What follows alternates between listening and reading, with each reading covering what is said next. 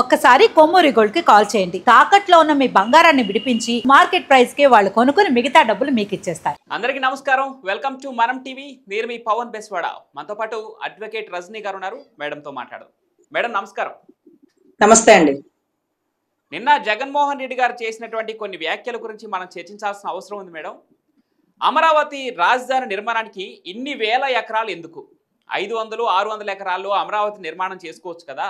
అదేవిధంగా అమరావతి నిర్మాణానికి ఇన్ని వేల కోట్లు తగలబెట్టేందుకు, ప్రజాధనాన్ని వృధా చేయడం ఎందుకు అని చెప్పేసి మాజీ ముఖ్యమంత్రి జగన్మోహన్ రెడ్డి చేసినటువంటి వ్యాఖ్యలను ఎలా చూడాలి? అయితే హెచ్సియు కావచ్చు, ఉస్మానియా యూనివర్సిటీ కావచ్చు, 2300 ఎకరాల భూమి ఒక యూనివర్సిటీకి, 1300 ఎకరాల భూమి మరొక యూనివర్సిటీకి. యూనివర్సిటీలకే ఇన్ని వేల ఎకరాల భూములుంటే 500, 600 ఎకరాల్లో అమరావతి నిర్మించుకోండి అంటూ సలహా ఇచ్చినటువంటి మాజీ ముఖ్యమంత్రి గురించి ఏం చెప్తారు? సార్, ఆయన నాలెడ్జ్ అంతవరకే, ఆయన అవగాహన అంతవరకే. ఆయన ఆయన గతంలోనే చెప్పినాడు సార్. పోనీ గత స్టేట్మెంట్ చూద్దాం. 33,000 ఎకరాలు ఏం సరిపోతాయి, ఇంకొంచెం ఎక్కువ తీసుకొని రాజధాని ఇంకా గొప్పగా డెవలప్ చేయాలి, నేనైతే ఇంకా తొందరగా డెవలప్ చేస్తాను, నేను ఇక్కడే ఇల్లు కట్టుకుంటున్నాను, నేను ఈ 33,000 ఎకరాలని డెవలప్ చేస్తాను అంటూ గతంలో ముఖ్యమంత్రి అవ్వక ముందు ఆయన చెప్పిన మాటలు. ముఖ్యమంత్రి అంటే ప్రతిపక్షంలో ఉన్నప్పుడు ఇంత భూమి ఎందుకు, ఇంత భూమి ఎందుకు అని ప్రశ్నించి ఉండాల్సింది. అప్పుడు ఎందుకు ప్రశ్నించాలా? 33,000 ఎకరాలు కాదు, ఇంకా ఎక్కువ అయినా సరే రాజధాని గొప్పగా కట్టాలని ఎందుకు ఆయన అన్నారు? నేను ఇక్కడే ఇల్లు కట్టుకుంటున్నా, ఇక్కడే రాజధానిని బాగా నిర్మిస్తానని ఎందుకు చెప్పినారు? మీ దగ్గర గతంలో స్టేట్మెంట్లు ఉంటే కాస్త మీరు పక్కనే ప్లే చేసి చూపించండి రాష్ట్ర ప్రజలకి. గంటకో మాట గడికో మాట మాట్లాడతాడు గౌరవ జగన్ రెడ్డి అన్న విషయం వారికో కూడా అర్థం అవుతుంది. తర్వాత దీన్ని ఏం చేయాలి అనేది ఆయనకి తెలియదు. ఆయనకి వేసేయమంటారా తీసేయమంటారా అంతవరకే తెలుసు. దేన్ని ఎలా అభివృద్ధి చేయాలి, ఏ కంపెనీ వారికి ఎన్ని వందల ఎకరాలు కావాల్సి ఉంటది, ఆ కంపెనీ మన రాష్ట్రంలో ఉంటే పక్క రాష్ట్రాల వారికి ఉపాధి ఇక్కడ నుంచి వస్తుందని, సైబరాబాద్ టవర్స్ లోకి సంబంధించి, లేకపోతే జూబ్లీ హిల్స్, బంజారా హిల్స్, ఈ రోజు ఒక అమెరికా నగరాల్ని మరిపించే, న్యూయార్క్ నగరాన్ని మరిపించే రతంతా గొప్పగా ఉంటే ఆ కొండల్లో కట్టేది అని ఇట్లాంటి వ్యక్తులే ఎంతో మంది ప్రశ్నించినప్పుడు కొండ గుట్టలోనే అభివృద్ధి నగరాన్ని చూడగలిగారు అప్పుడే ఆయన విజన్ తో. ఇప్పుడు కూడా చక్కగా మంచి కృష్ణా వాటర్ అందుబాటులో ఉండే ప్లేసు విజయవాడ, గుంటూరు పరిసర ప్రాంతాల్లో అమరావతి అంటేనే ఒక దేవతల రాజధాని. అటువంటి ప్రదేశంలో ఇంత భూమితో గొప్ప డెవలప్మెంట్, ఢిల్లీని తలదన్నే రాజధాని అమరావతి అవుతుంది అన్న విషయం వారికి తెలుసు. అలా అవ్వకుండా మళ్ళీ అమరావతి అభివృద్ధికి ఆటంకపరచడానికి, పుల్లలు వేయడానికి, దేవతలు యజ్ఞం చేస్తుంటే పైనుంచి అదేదో వాటర్ పోసేసి యజ్ఞాన్ని ఆపేస్తారు చూడండి, అట్లాంటి రాక్షసి మూకలా తయారయ్యారండి. ఈరోజు మళ్ళీ ఏదైతే అమరావతి పునర్వైభోగం అంటూ మొన్న మోడీ గారు వచ్చి ఆయన విజన్ ఏంటో ఆయనకే తెలుసు. ఆయన ముఖ్యమంత్రి, నేను ముఖ్యమంత్రిగా ఉన్నప్పుడు నాకు సంబంధిత ఐఏఎస్ అధికారులని ఆంధ్రాకి పంపిస్తే ఆయన మైండ్ లో ఏముందో తెలుసుకోండి. ఆయన అంత విజనరీగా ఎలా ఆలోచిస్తున్నారు, అంత ముందు చూపుగా ఈ కొండ గుట్టల్లో ఎలా మహానగరాన్ని నిర్మిస్తాడు, అలా అవుతుందా, నిర్మించగలడా అని చెప్పి పంపిస్తే ఎవరి వల్ల కాలేదంటూ మోడీ గారు సైతం చంద్రబాబు గారి విజనరీని పొగిడిన పరిస్థితి. రజనీకాంత్ గారు కూడా గతంలో ఎన్టీ రామారావు గారికి సంబంధించిన ఒక కార్యక్రమంలో రజనీకాంత్ గారు కూడా ఆయన విజనరీని పొగిడితే ఆయన్ని సైతం బూతులు తిట్టిన పరిస్థితి. వీరికి ఏం చేయాలో రాదు, ఎవరన్నా బాగా గొప్పగా అభివృద్ధి చేస్తే పుల్లలు వేసుకుంటారు.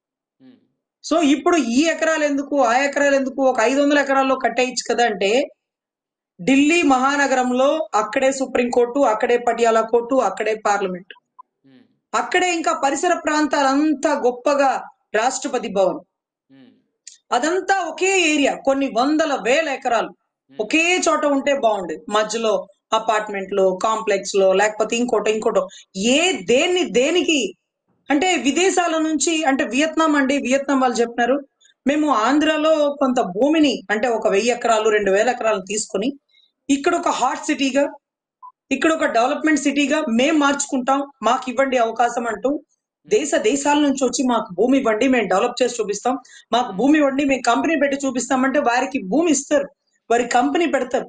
ఆ కంపెనీలో ఎవరు ఉద్యోగస్తులు? ఫస్ట్ మన రాష్ట్రం వారు కదా, తర్వాత ఎన్నో రాష్ట్రాల వారు వచ్చి ఇక్కడ ఉంటారు కదా.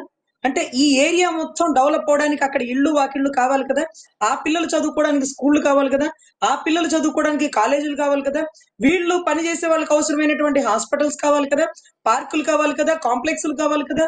అవును సో అవును. భూమి అనేది అతను ఆలోచించే విధానం అతనికి తెలియదండి. ఎప్పుడు ఆక్రమణలు తప్ప.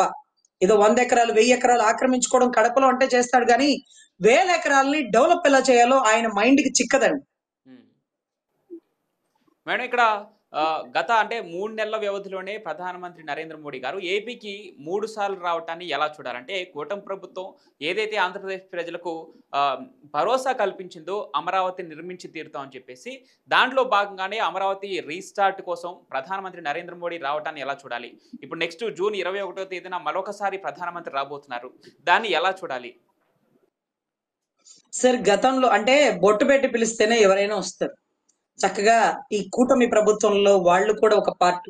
అదే రకంగా కూటమి ప్రభుత్వంలో ఏదైతే అమరావతి ప్రజలు ఎదుర్కొంటున్న సమస్యలు, అదే రకంగా అభివృద్ధి బాటలో ముందుకు తీసుకువెళ్ళగల చంద్రబాబు గారు, శక్తి సంపన్నుడైనటువంటి పవన్ కళ్యాణ్ గారు, వీరందరితో సహచర్యంతో ఆయన పలుమార్లు ఆంధ్ర రాష్ట్రంలో అడుగుపెట్టి అసలు మనకి ఇచ్చేటటువంటి ఫండ్స్ కానీ, పంచాయతీకి రిలీజ్ చేసేటటువంటి ఫండ్స్ కానీ, మళ్ళీ 15th కమిషన్ 16th కమిషన్ లో గతంలో వచ్చిన డబ్బులు ఇప్పుడు వస్తున్న డబ్బులకి మధ్యలో కంపేర్ చేసి చూస్తే నిజంగా ఆశ్చర్యకరంగా ఉంటుందండి.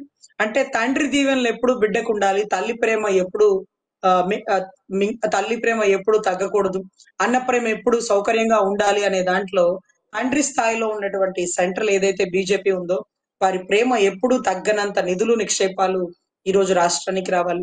తల్లి ప్రేమ లాగా చంద్రబాబు గారు ఎప్పుడు అభివృద్ధి పదంలో ముందుకు తీసుకువెళ్ళాలి. అన్న ప్రేమలాగా ఎప్పుడు లోకేష్ గారు, పవన్ కళ్యాణ్ గారు వారి ఆశీస్సులతో, వారి తోడు నీడలతో రాష్ట్ర ప్రజలు సుసంపన్నంగా ఉండాలని కోరుకుంటున్నటువంటి కూటమి ప్రభుత్వం గురించి రాష్ట్ర ప్రజల్ని ఈ రోజు శత్రు సమానుడా, 10 తలల రావణాసుడా, అభివృద్ధికి ఆటంకం పరిస్తున్న రాక్షసుడా, whatever it may be రాష్ట్ర ప్రజలకి నరకాన్ని చూపిస్తున్న నరకాసుడా, ఏమైనా కానివ్వండి సార్, ఏమైనా కానివ్వండి. ఇప్పుడిప్పుడే అమరావతి ప్రజలు ఆశలు చిగురుస్తున్నాయి. అమరావతి దేవతల రాజధాని పూర్వ వైభోగం రాబోతుంది అనే టైంలో మళ్ళీ కూడా బురద జల్లుదాం, మళ్ళీ కూడా ఆటంకపరుస్తాం అంటే ఈసారి శిశుబాలుడు 99 తప్పుల్లాగా 100వ తప్పుకి వధ ఎలా ఉంటుందో ఆయనకు కూడా చెర చెర అలాగే ఉండి జైల్లోకి వెళ్తున్న పరిస్థితి. జైల్లోకి వెళ్లే ముందు రాష్ట్ర ప్రజలకి విషబీజాలు నాటాలని లేనిపోని విషయాలలో ఈ రోజు తప్పుడు సమాచారాన్ని అందిస్తున్నారు. కానీ చూడండి, మీరు ఒకేసారి తెలంగాణని చూసుకోండి, అభివృద్ధి పదంలో ముందుకెళ్తున్న నరేంద్ర మోడీ గారి మాటలు చూడండి, గొప్పగా రాజధాని కట్టగలుగుతారు, ఆయన మాత్రమే కట్టగలుగుతాడు అన్నటువంటి పవన్ కళ్యాణ్ గారి మాటలు చూడండి, రాష్ట్ర ప్రజలు పెట్టుకున్న నమ్మకాన్ని చూడండి. వీటన్నిటికంటే మించి 33,000 ఎకరాలు ఒక వ్యక్తిని నమ్మిచ్చినటువంటి ప్రజల ఆశలని ఈ రోజు కాపాడవలసిన బాధ్యత రాష్ట్ర ప్రభుత్వాన్ని. సో ఖచ్చితంగా మంచి రోజులు వస్తున్నాయండి. ఇలాంటి వారు ఎంత ఇబ్బంది పెట్టినా, ఎంత విషబీజాలు నాటినా అమరావతి అభివృద్ధి పదంలో వెళ్ళడంలో ఏ ఒక్కరు ఆపే పరిస్థితి లేదు. అది అంత గొప్పగా ముందుకు వెళ్తుందని మేము భావిస్తున్నాము. Right madam, thank you so much for your valuable time. Thank you. Thank you.